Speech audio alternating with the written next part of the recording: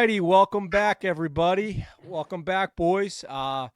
We got the whole gang here. We're coming off Thanksgiving weekend. A lot to be thankful for in our lives, but specific to being thankful, a lot to be thankful for the Flatiron Bowl, aka the Turkey Bowl, for us. So there's some familiar faces there on the screens there, boys. We got some circled faces going on there. And I want to congratulate Slim and Bones. Guys, can you see this picture here? Absolutely. Oh, nice. See this? You can see the sweat. Congratulations, guys, for coming in second place at the Turkey Bowl. All laughs here. No, so we just completed our annual Turkey Bowl. Nobody got hurt. You'll see some familiar faces there. Did my best to zoom in. We got Bones in the back, me in the middle, and then looks Slim good on the right looks end. good. Yeah, looks good. Just wanted to give a shout out to everybody on a. Bones, did you get a touchdown, Bones? Of course I did. He did. Yeah, we all scored touchdowns, so that's all that matters. Exactly. That is all that matters. But again, this is a baseball show. We will get back to baseball. Alrighty, boys. The winter meetings are coming. Coming here December 9th over in Dallas, Texas through December 12th. Winter meetings are historically a very active time in the hot stove season for all MLB teams. But before I kind of tee you guys up with a nice little quote from Matt Gelb over at The Athletic, I wanted to quickly run through some of the Phillies' historical top winter meetings moves. So back in 2022, the Phils signed Trey Turner, Matt Strahm, and Taijuan Walker, Chris's favorite player. 2020 and 2021, no action at all. A lot of that was probably due to the COVID restrictions. Back in 2019, arguably the best signing in Phillies history, we got Zach Wheeler. 2018, we signed Andrew McCutchen. Now kind of jumping back a few different decades, 2004, we drafted Shane Victorino in the Rule 5 draft, which occurs during the winter meetings. And then in 1978, this is actually one of Chris's favorite players, not joking, like Taijuan Walker, the Phillies signed Pete Rose, which obviously was a very pivotal signing and led to our 1980 World Series victory. All right, boys. So They didn't sign Cliff Lee during the winter meetings?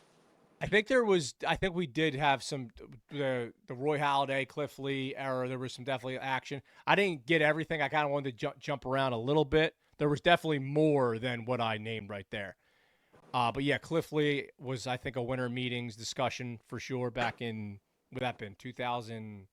2010. 2010, 2009, 2010.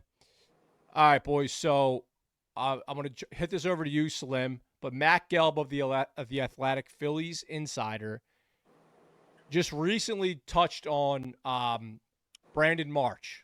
And he said, the Phillies are less inclined to trade Brandon Marsh, and more than likely, barring a massive surprise, you're looking at a Marsh-Rojas center field platoon.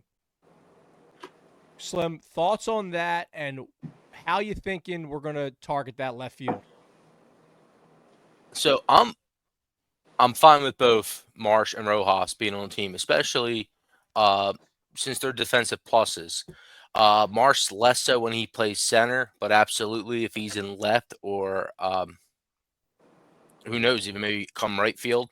Rojas, he just has to get those situational hitting circumstances down. Were times in the playoffs where what you said, he would turn over the lineup back in the day. I know you don't really say that now since there's a DH and such, but he would do things where he took a couple walks, etc.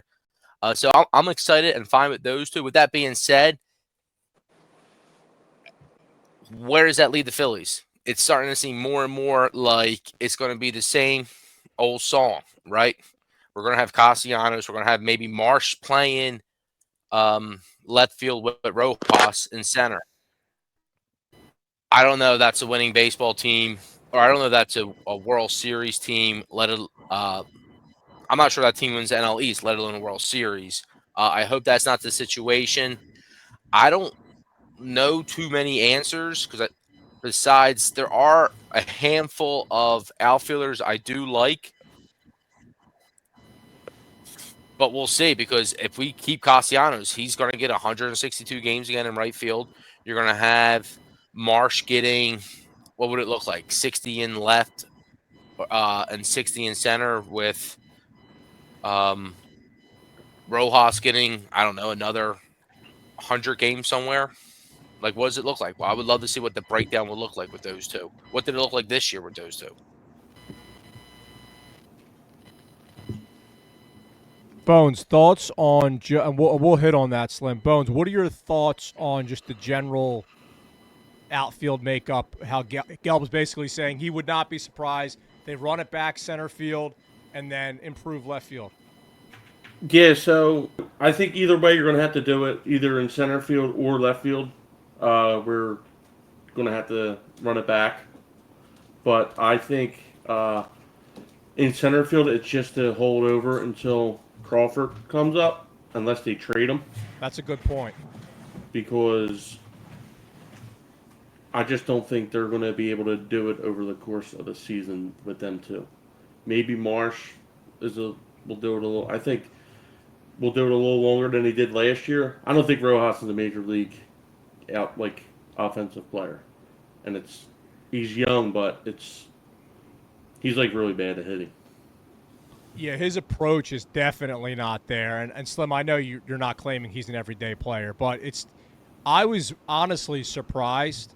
Because Gelb obviously is dialed in, right? He's got some high-level front office sources that he's talking to, so he's not going to put something out there without really having some thought into it. So I was surprised that he said that about Rojas, to be completely honest. I was kind of mentally checked out on him to be a everyday player at all for 2025. So that being said, let's just put that in it is what it is table. What are some of these names that we're hearing? Like the Santanders, the Teoscars, the Tyler O'Neills. Do any of those name pique your interest for left field, Slim? So I think Hernandez. He's going to be going back to the Dodgers. I would assume now. I'm not sure what his contract situation is, but I think I think he was or is part of their whole deferred compensation plan they have going on. Would love to have him, but I don't think he's a candidate. Same thing with Santander. I haven't seen him on any of the hypothetical rumor mills top 10 on any of these Twitter go arounds or social media go arounds. He's a boomer bust guy. He was absolutely fantastic. His stats are great, but he's a guy. I don't think I don't think he's going to be right for us. Again, we talked about Soto. Soto's not. Again, I'm at 0. Yeah. So where does that leave us? One dude who I notice is kind of low on some of these hot lists is Jackson Profar again. I'm not sure if he's still out there. I would sign him due to that defense. I would be fine and feel good knowing that Jackson Profar can play left field, bat over. Honestly, I'll be so happy if he can bat over 275. Play great defense, and then you can have Rojas in center field who plays great defense, and even Profar could even play center field with Marsh in left field at times. Another name I would say is Harrison Bader. And then I'm not sure how you pronounce this dude's name, but I think he played for the Rockies last year, maybe he used to play for the Diamondbacks. Gerchuk, he's an older fellow. Randall He's a little Grichuk. further down. Yeah, so I would look at him potentially, but I'm not sure. I don't think I'm not sure how he is defensively. But just off familiarity, he's a guy that I'm familiar with his name. So those would be the 3 names. Fourth name, De La Cruz. I think he was traded from Miami to Pittsburgh this season. He would be Correct. someone I would be interested in. So there would be the 4 names. So I you're don't know what more we of do, like though. a tier 3 guy. You're leaning more towards the tier 3 guys. Yeah. I don't think we're getting, unless it's a trade. we get Roberts back in some of these scenarios. I saw that would be great.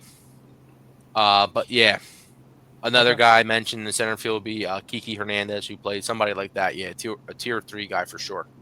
Got it. Bones.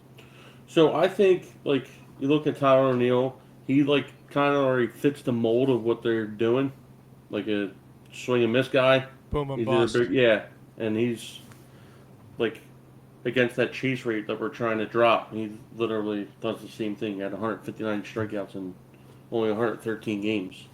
Now Santander, he's somebody I would look at, and he's Switch hitter. yep, That 44 helps. homers and 102 RBIs, but he only struck out 129 times in 155 games.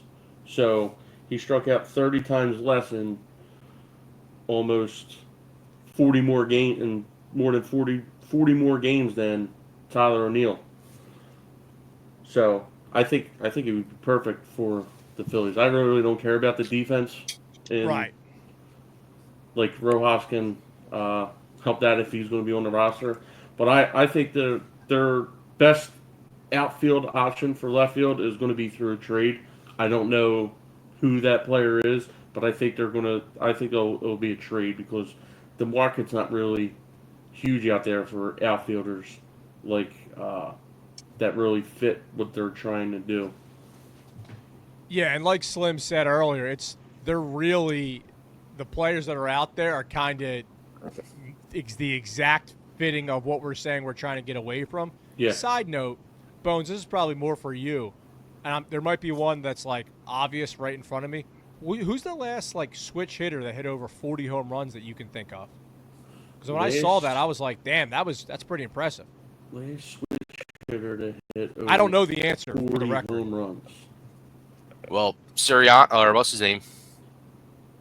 I mean, this is probably some since him, but Soriano for Alfonso Soriano. Alfonso Soriano definitely was a switch hitter and definitely hit 40 home runs for the No, he Yankees about definitely 20 wasn't years a ago. switch hitter. I don't think he was a Yeah, switch hitter. he was right-handed You bat. sure? Jimmy Yeah. Rollins never hit 40. I'm trying to think. Chipper Jones? Chipper Jones might be, and we'll follow up with that on Twitter. I just hitter. figured if you off Wow. the top, I was like when I saw that I was like, wow, switch hitter 40. I think he had like 44 homers. Like, that's Yeah. impressive. We could follow up with that. That might be a Bones That's Nose trivia question. That's a good question. Yeah. When I saw that, I was like, oh man, I would have to say Chipper. yeah. Or is who's the Braves guy? Second base, Ozzie Albies. He's a switch hitter, right? I think Yeah, I he don't had think 40 last year. Did he? Oh, okay. Not this Home past runs. year, the year before. He's terrible now on offense. Fact check me. Yeah, well, we're gonna improve our in-show fact checking, but that's for the future. All right, so Payroll's low right now. payroll's low right now. We need a Yeah, production guy. Well, yeah, we're still below the first threshold of the luxury tax here. So, all right. So, speaking of the winter meetings, I just wanted to hit on one extra scenario because this was floated around via Scott Lauber of the Philadelphia Inquirer. What do you guys? There you go, Slim. He's gone. What do you guys think about moving Harper back to the outfield and increasing flexibility for signing up maybe a first baseman? Bones, start with you on this one. I mean, I'm not against it. I think it's not like crazy thing to talk about, but Right. I don't think they're going to do that Yeah. because of like they're committed to that, and he was already finalist for the third base Gold Glove or first base Gold Glove. So, Yeah. but I mean, I would do it, but I don't know if like that's maybe if they can use that. Yeah, you want an extension? How about you go back to the outfield? Yeah. For me, I'm just curious. I would love to be a fly on the wall, like in those rooms, and to see if it's actually a conversation that Yeah. they're thinking about, or if it's a non-starter, if it's just He's a first baseman. He's a Silver Slugger. He's a Gold Glove candidate. We keep him there. That's where he's most valuable. Slim, what are your thoughts on that? I don't think there's any way you move him back to the outfield, especially coming off the surgery. You're paying him so much money. God forbid he gets hurt. You Good know the point with the mentality that surgery. the mentality that he plays with. If you're going to move him anywhere, I think it's going to be at a DH full time. I'm all about flexibility at first base. I think he's a pretty good first baseman. I do think there's better first baseman. I think Alonso was a better defensive first baseman, for my opinion. I think he's staying at first base. So yeah, I don't think we're going to be moving him to the outfield whatsoever. If we do want flexibility at first base, that makes Harper a full-time DH, something that I'm not sure he wants to do, but I actually would love to see it. Yeah. So the conversation we're really talking about then is replacing a third base, Bohm with third base, because it seems like we all think that Bohm's leaving one way or the other, a left fielder, and that's probably it, right? Because that Cassidy contract's going to be tough to move. So we're really probably talking about, man, you're really moving around a lot today. What's going on? Yeah, so I have a charger that is barely charging. Nice. So We're yeah, going to work through this one together, guys. you can keep talking. I'm live. So I actually think it's not. This is In the tour. reality, it would probably be like Slim a 1 year Spreads. move Yeah. because Schwarber's done after this year, right? I don't think they'll. If they don't re-sign him now, I don't think he's getting re-signed. Who, Schwarber or Cassiano? Yeah, Schwarber. Right, yeah. And this one, once he's gone, you could put Castellanos as the DH. So, like, Harper just back at first base, like a lot Yeah, we were easier, live you know and what I good. mean? No, I know Maybe exactly. it's like a 1 year move. I don't know. Yeah. Should be doing what's best for the team, though. If it's Right. best for them to be in the outfield, go to the outfield. He'll decide eventually to go DH. It's just when. Hopefully they talk to him because he knows once he goes DH, I'm not sure. I would assume Swartz is his buddy, but that means Swartz is done here. So that's all we're really waiting for, and that would give us a lot of leverage. I mean, that's definitely. I mean, Harper's definitely going to be a DH for probably 5 years here. That's definitely in the future, No, right? and it's going to be awesome. I mean, I have. Yeah. So that's. And I don't care if he's DH, if he's a 4-hole DH, a 8-hole DH, it's fine. He can be here. Right. You know, we endorsed that. That's what we signed up for. Yeah, 100%. So, all right. So before we move on to in the kitchen, so what's your final winter meetings wish list? Let's just say that we're going to get a deal done. You don't have to give me an exact player, but if you have one, hit me with it. Slim, go ahead. So, my wish list is to have the blockbuster trade with Chicago. If it includes both prospects, Crawford and Miller, and Castellanos and Bohm, you know, if we got to move 4 dudes, move all 4, get back Roberts, get back the pitcher from the White Sox. Crochet. And then from there, I would like to sign one of those names I said earlier: Profar, De La Cruz, Bader, Gorchik, Kiki Hernandez. And then I'm pretty much good. I'm good. Okay. I think that we would look pretty good. One thing I would have to worry about is where do the Phils land on the prospect McGarry? Because that's a guy who it seems like that's the big name we're letting up in one of these Rule 5 drafts. So it looked like he had a hot and cold. He was over in the Arizona Fall League, right, Adam? Mitch McGarry. Mm-hmm. Yeah. So it seemed like he was hot and cold over there. He's definitely not, anywhere near Painter. Bones, right. Do you have any? Yeah. But he'll be in the pros eventually. And it's Griff McGarry, not former Michigan standout Mitch McGarry. Yeah. The only name that was coming to my head was Mitch McGarry. Was it Mitch McGarry or Gary McGarry? But yeah, he's not. If somebody doesn't draft him, so the thing is with the Rule 5, like, you're basically on a major league roster. If you don't if they don't keep you on the roster, they got to offer you back to the other team. Right. So he's got to actually get picked up by somebody, and someone's got to say, all right, this guy deserves to be on the 26-man roster, which I don't think is going to happen. So I think he'll eventually be back in the Philly system. And the next big question is the whole aura around these winter meetings. What do you think it's like to be at?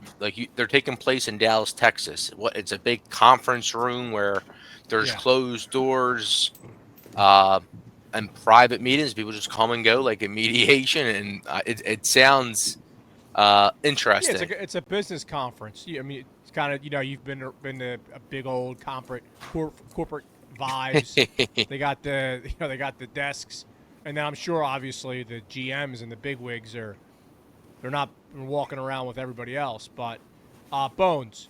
So, do you have like a final wish list if something were to get put together in this next week? Yeah, get rid of Bohm. Okay. Uh, get a high-end reliever. Definitely need a closer. Okay. Uh, I'm looking at the Cardinals. Ryan Helsley. That's where I'm looking at. I think that's where we get the bang for our buck. Bring in Arenado and a closer. Give up. Do what we got to do. He's only got 3 years left on his deal. I think he's a 10-time Gold Glove winner, so we're improving at third base. Uh, only for $25 million a year. So for the next 3 Right. years. So I think But that's he cheaper than going after Bregman and spending money on 16 home that. runs last year for Arenado. Not a ton of power last year for him. Right? Yeah, and that's Both him and Bregman seem like you're going to be overpaying. I And think he was even bad on injury though, and that Cardinals team okay, kind of stunk. they were pretty miserable. Yeah. But All right, yeah, boys. that's what I'm looking at. Okay. Do we want to do before we move on? Yeah. Uh, not to stay on Soto too long. We still haven't had a meeting with them, but I now believe the Yankees to be the favorites. Getting a perspective from a Mets fan over Thanksgiving dinner, it seems they think their owner Cohen is driving the price up so that the Yankees just have to spend a ludicrous amount, and then they'll spend their money more wisely elsewhere. Because I think long term, whoever signs up ends up getting That Soto are going to be disappointed. that would be if that's really happening, that's some sinister stuff. That's hilarious. What's He that? he's saying that Cohen, for the Mets owner, is playing games with the Yankees and just driving up the price to then ultimately just let the Yankees sign it, and then they'll spend their money elsewhere. That's what I'm saying. These winter meetings might be fun. Yeah, this but year. like from what I've seen is they're not going to go over the 550 mark. That's what the Yankees are kind of like topped out at, and Yeah. it's apparently now down to the Red Sox and uh, the Mets. But Okay. I'd still say don't sleep on the Phillies because they didn't have that meeting yet. And then Todd's. I'm glad you brought that up, Slim. We were men of our word. We did not lead with Juan Soto this week, but we did want to briefly just say Todd Zalecki of MLB.com confirmed that the Phillies have not yet met with Juan Soto. However, we do intend to. We don't know the time, but that is planned. All right, boys, let's get over into the kitchen. Bones, let's start with you this segment here. What do you got for us? I'm just tired of hearing about Garrett Crochet. Tired of hearing about him. He had 1 year, one hit wonder. Former reliever. Yep, he's like Len Barry. I don't think he's gonna. Yeah. One hit wonder. I don't think he's gonna. He's all chalked up to what he's gonna be. All right, he's a big arm, left-hander, but I really don't see it. Like the guy was demanding shit last year, and he had a half a year. So just wonder what he's gonna do after that. I don't want no part of it. He's been It's gonna be hurt. fantastic since It's gonna be hurt. injury, and he's 25 years old. He's an excellent player. He is Andrew Painter, right? So if you can have those two, you could be good for another 10 years. That's why. and then like they want to throw in like out or like out. Roberts will be a throw in. There's a reason why they didn't trade for him last year because he stunk too. Yeah, he I don't may want no stink. part I of him agree with either. that. And he's But you another also one got that fits the Phillies he mold. he Well, he he can't he, stay he healthy. Is his thing. He Yeah, can't stay healthy. right, and he might stink, and he can be a throw-in. But if it allows us to trade Castellanos to clear 40 million over the next 2 years, that'd be great. If it opens up another avenue to get another team involved to get rid of Bone, Right. I think it's not just getting. I mean, I think the biggest thing is you're getting this ace stud who's going to be a foundation piece for a decade, hopefully. Yeah. But you're also dumping a couple cheap change here because you can get rid of those guys and immediately sign this guy, right? Yeah. And since you just said Bohm, I wanted to kind of call out Ken Rosenthal has subsequently reported. You saw this. The most recent kind of word on the street on Bohm's market value is the teams are viewing him as good but not great. But whatever that's worth. Um, I don't think there's any scenario where the White Sox would trade, and I'm not saying you were saying this. I'm not if they take Castellanos and Bohm for those two, that would be great for the Phils. I don't see us doing that. I don't see that. Excuse me, I don't see them doing that. Um, but yeah, no. I mean, I'm higher on Crochet than you are. I'm a thumbs up for him, especially due to his contract. I think you take the chance on him. Left-handed arm. He strikes out a lot of batters. Does all the stuff that you want He really only in a had pitcher. one season, and he was awesome. Right. exactly. Only one season, and he was playing in front But of he had that 150 people, not 45,000 That's it. every No, night. that's actually a really good point that no one on the podcast has brought up yet, and I thought about that. The lack of pressure is a real thing, right? Uh, so he has not been playing with any stakes, but right at home they'll be cheering for him though, so that'd be a good thing. Not all the time. And yeah, then but you get the there's reps. still 45,000 people watching you. Not all the time. Uh, His first start, Bones is going to go and boo. yeah. We'll be there for sure. Slim, what do you want to cook on this week, man? So, looking at our competition, the Los Angeles Klarna Dodgers with the deferred payments. To get into it, that it's been the buzzword since Otani. Yes. The history of it, though, is it's not just a luxury. Well, it's mostly used as a luxury for the Dodgers, setting the precedent Mm-hmm. of. I think they have $989 million in deferred payments. 600 of it is Otani, Otani. but that still leaves them like 280 million or so to the other players. To where the rest of the MLB, I think, has like 245 million.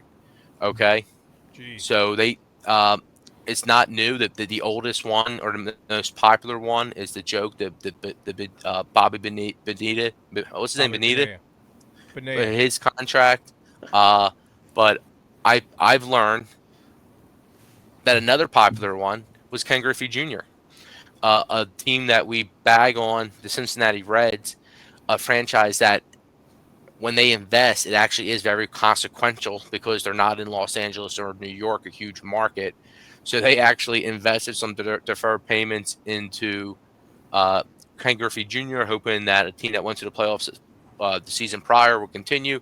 It didn't work out.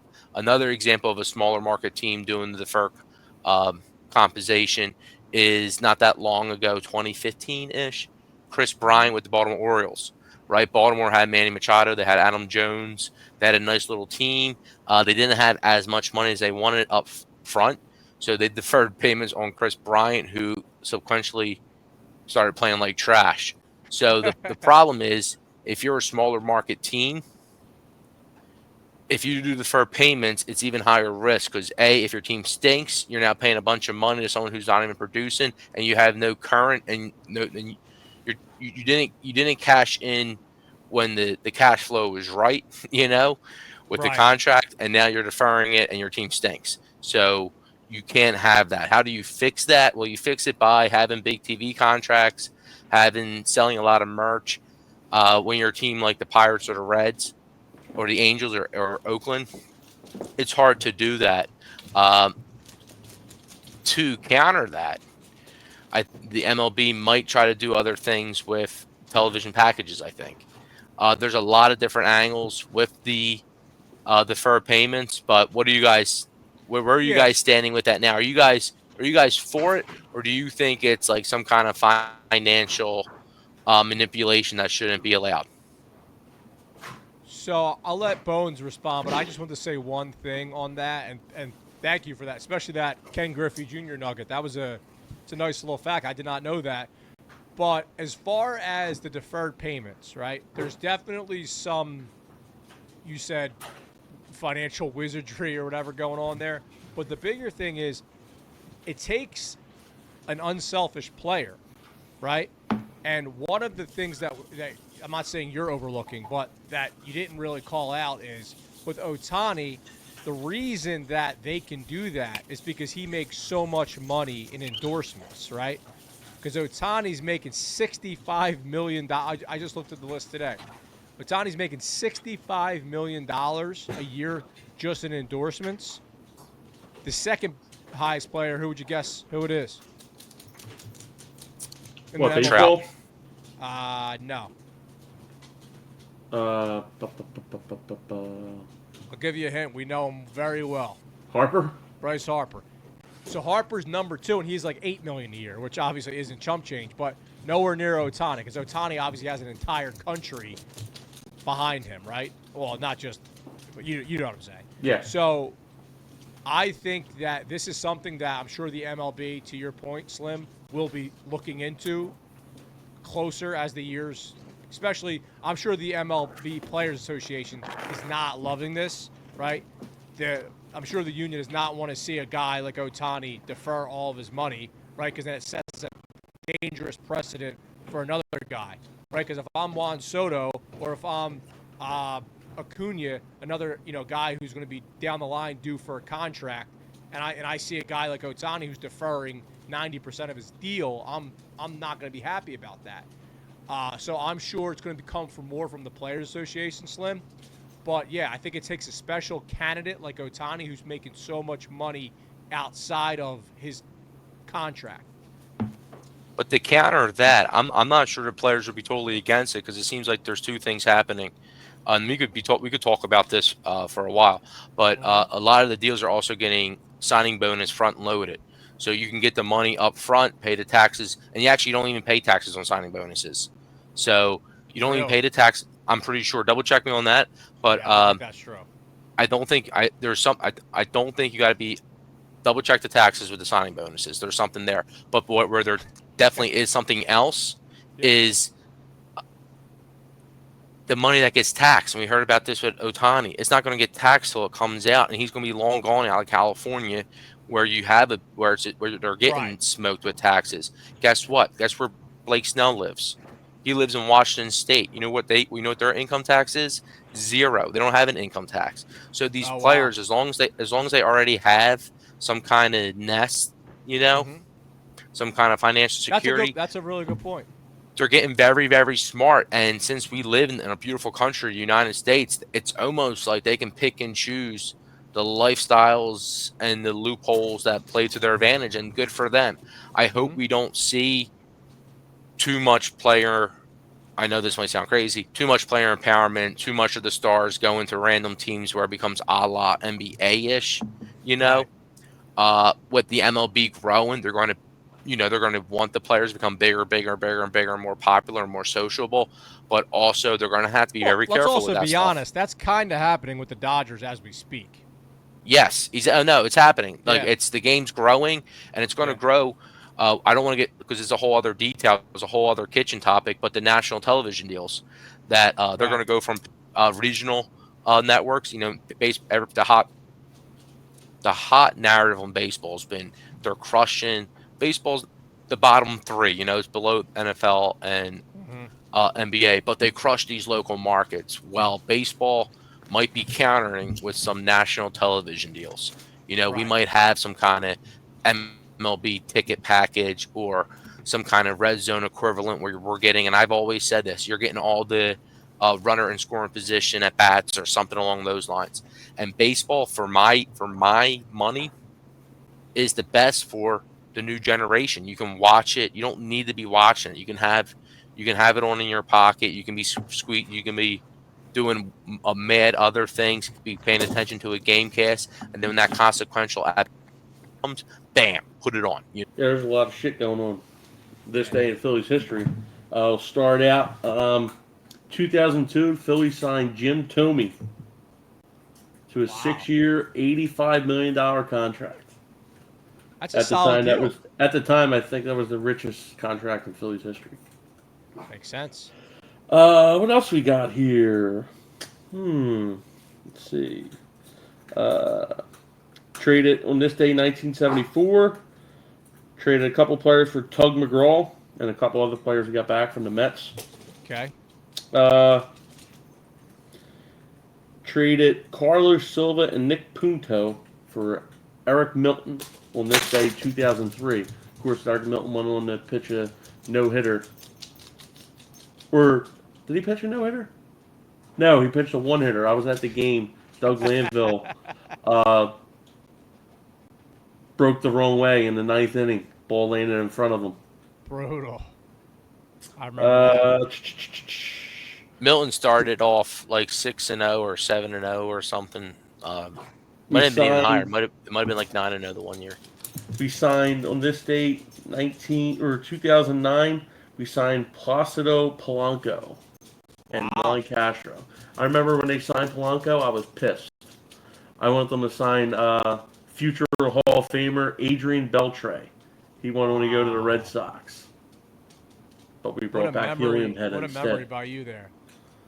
And I always liked Polanco. I don't know why he didn't play third base earlier for us.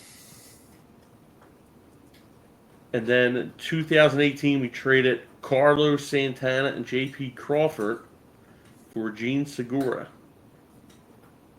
And Juan Nicasio. He bullpen. The other guy didn't even play for us. That's it. Santana, man, still hanging around. Had a great year last year. He had his fans would say he's a borderline Hall of Famer. He was part of the gay capillary, is how I know. That was a special time. Boys, great episode. Enjoy the upcoming winter meetings. Let's hope we get some good news to report on next week. And I'm going to give a nice little teaser. Everyone be on the lookout. We have a very special episode dropping following this week. Second episode that you guys will get on Dick Allen and his case for the Hall of Fame. Have a great weekend all.